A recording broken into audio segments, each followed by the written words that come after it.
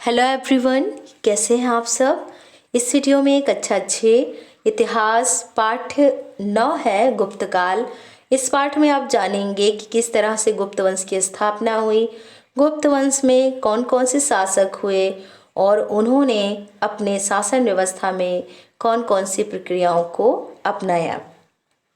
तो गुप्त वंश जो है ये 319 से 320 ईस्वी में स्थापित हुआ भारत में गुप्त साम्राज्य। और गुप्त साम्राज्य से पहले कुषाणों का शासन था भारत में। आपने पहले वाले पाठ में जाना ही है कि शक हो चाहे पहलव हो, हिंद यूनानी हो या कुषाण हो, ये जो है विदेशी थे, भारत में आए और इन्होंने अपनी शासन व्यवस्था को बनाए रखा।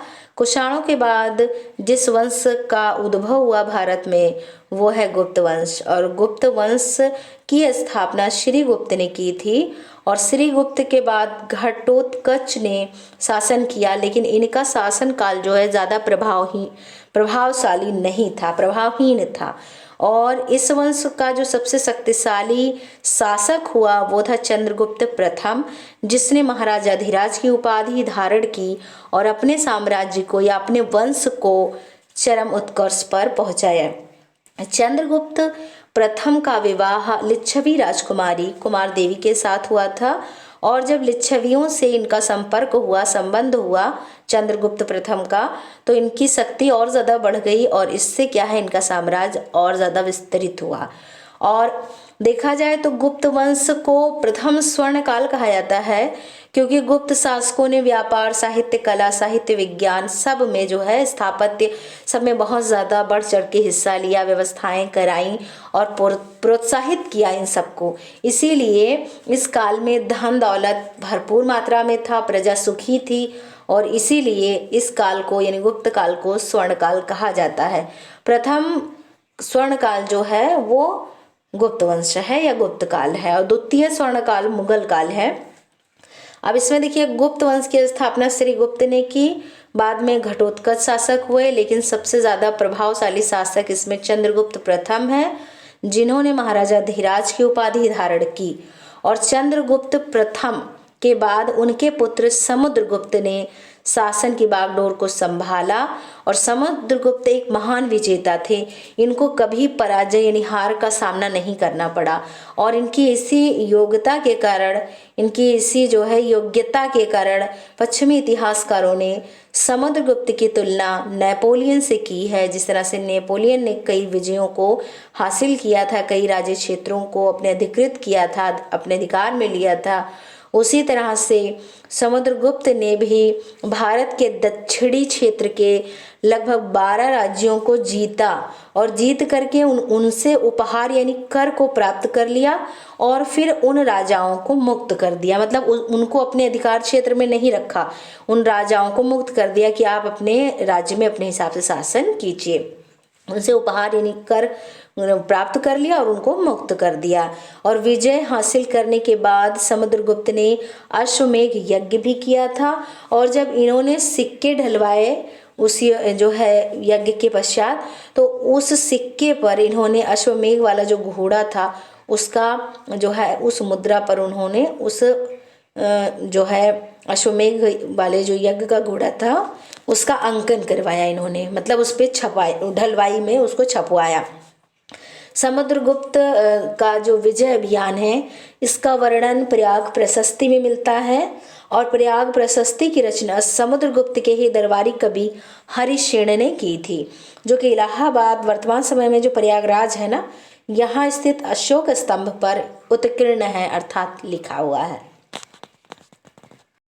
समुद्रगुप्त के बाद उनका पुत्र चंद्रगुप्त द्वितीय राजगद्दी पर बैठा और चंद्रगुप्त द्वितीय ने शकों को पराजित किया, जो मालवा और गुजरात में शासन कर रहे थे। लगभग 400 वर्षों तक शकों ने मालवा और गुजरात पर शासन किया और उन शक्तिशाली शकों को चंद्रगुप्त द्वितीय ने पराजित किया, मतलब हरा दिया उनको। तो शक विजय के बाद जो है इन्होंने यानी कि चंद्रगुप्त द्वितीय ने चांदी के सिक्कों को ढलवाया और स्वयं के लिए विक्रमादित्य की उपाधि धारण की।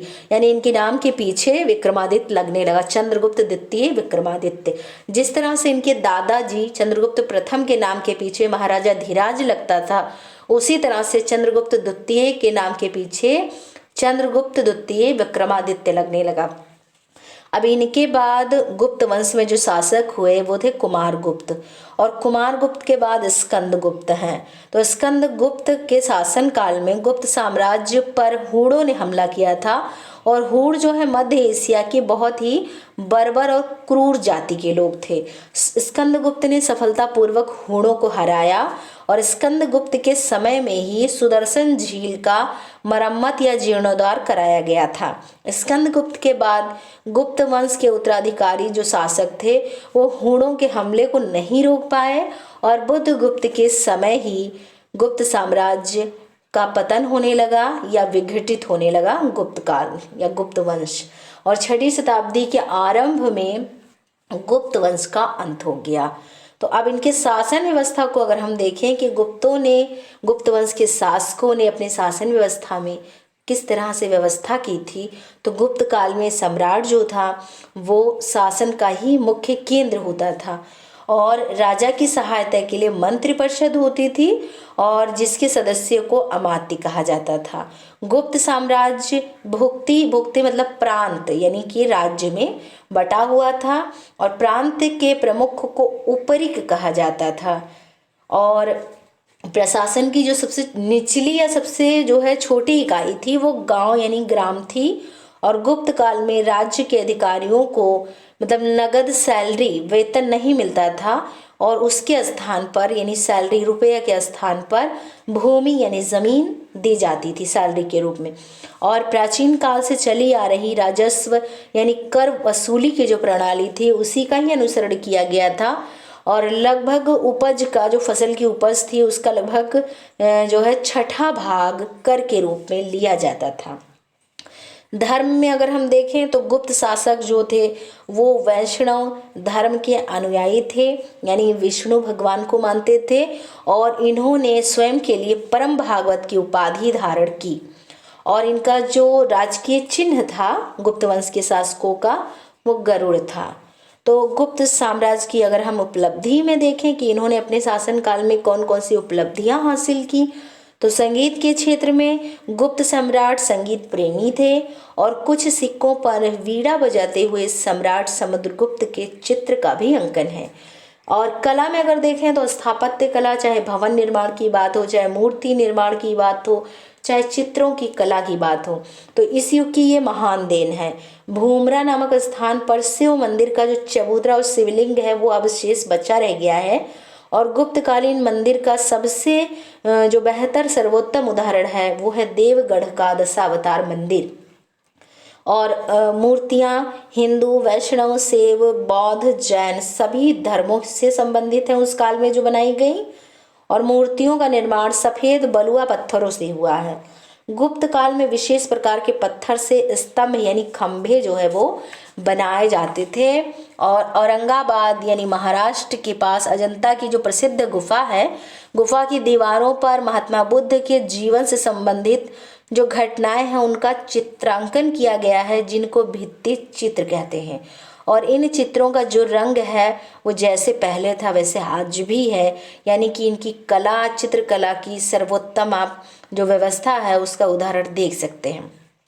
साहित्य के क्षेत्र में अगर देखें कि कौन कौन सी रचनाएं, किताबें लिखी गईं, तो गुप्त काल में साहित्य के क्षेत्र में सबसे ज़्यादा प्रगति हुई है, और चंद्रगुप्त द्वितीय विक्रमादित्य के दरबार में नवरत्न थे, और इन्हीं नवरत्नों में कालिदास भी एक प्रमुख नवरत्न थे।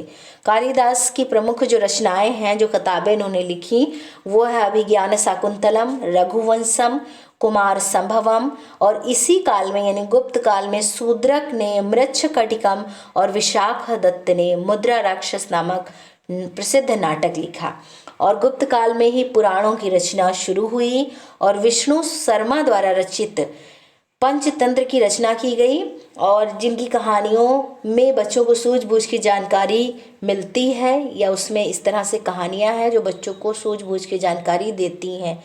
रामायण और महाभारत को भी इसी समय में अंतिम रूप दिया गया। विज्ञान की अगर हम बात देखें गुप्त काल में, तो गुप्त काल में विज्ञान के क्षेत्र में भी काफ़ी प्रगति हुई थी, उन्नति हुई थी। और इसी काल के प्रसिद्ध वैज्ञानिक आर्यभट्ट ने ही बताया कि पृथ्वी गोल है और वह सूर्य का चक्कर लगाती है। और आर्यभट्ट के सम्मान में ही भारत में प्रथम यानी पहला कृत्रिम जो उपग्रह है उसका नाम आर्यभट्ट रखा गया। महरौली का जो लोह स्तंभ है वो भी वैज्ञानिक प्रगति का एक बेजोड़ नमूना है, क्योंकि आज तक महरौली के लोह यानी लोहे के स्तंभ यानी खंभे में जंग नहीं लगा हुआ है। तो बारहमिहिर चंद्रगुप्त विक्रमादित्य द्वितीय के दरबार के नवरत्नों में से एक थे। और बारहमिहिर ने बताया, वो पहले ऐसे व्यक्ति थे जिन्होंने ये कहा कि कोई ऐसी शक्ति है जो चीज़ों को ज़मीन से चिपकाए रखती है। आज इसी शक्ति को गुरुत्वाकर्षण कहते हैं। अब इन्हीं के समय में देखिए विदेशी यात्री फाहियान जो है ये चंद्रगुप्त विक्रमादित्य के समय में भारत आया और उसने लिखा कि चंद्रगुप्त विक्रमादित्य का जो शासन है वो बहुत अच्छा था, यानी इसको आप यात्रा वृत्तांत में रख सकते हैं। ये यात्रा वृत्तांत है जो फाहियान ने अपनी लेखनी में ये बताया कि उस समय परिस्थिति क्या थी। और इनके समय में प्रजा सुखी थी और धनी थी, लोग आज़ादी पूर्वक व्यवसाय करते थे, कोई प्रतिबंधन नहीं था कि आप ये व्यवसाय करो, फिक्स है वंशानुक्रम, ऐसा कुछ नहीं था। सब स्वतंत्र रूप से जो चाहे जो व्यवसाय रोजगार कर सकते थे। धर्मशालाओं में भोजन करने की समुचित जो है व्यवस्था थी और राज्य में चोरी नहीं होती थी, देश में शांति थी। राजा और प्रजा एक दूसरे के प्रति आदर और सम्मान का भाव रखते थे। फाहियान ने पाटलिपुत्र में एक विशाल चिकित्सालय यानी अस्पताल देखा और उस अस्पताल में देखा कि रोगियों को मुफ्त दवा और भोजन देने की व्यवस्था थी। नगर में अनेक संस्थाएं थी जहां दीन दुखियों की मदद और अपाहिज की सेवा की जाती थी। गुप्त काल के जो लोग थे वो दानी और दयालु प्रवृत्ति के थे और गुप्त काल में लोग लहसुन प्याज व शराब को नहीं खाते पीते थे और वो अहिंसक थे, सत्यवादी थे, लड़ाई झगड़ा नहीं करते थे और सच बोलते थे। तो ये सारी बातें जो हैं वो फाहियान ने अपनी किताब में लिखी है, अपनी यात्रा वृत्तांत या यात्रा विवरण में ऐसा लिखा है। तो गुप्त काल जो है वो श्री गुप्त से शुरू होता है, लेकिन मजबूत परिस्थिति चंद्रगुप्त प्रथम से शुरू होती है और बुद्धगुप्त अंतिम शासक हैं। तो इस वीडियो में आपने गुप्त काल के बारे में संक्षिप्त रूप से जानकारी प्राप्त की है। इस वीडियो में आपके लिए बस इतना ही। Thank you.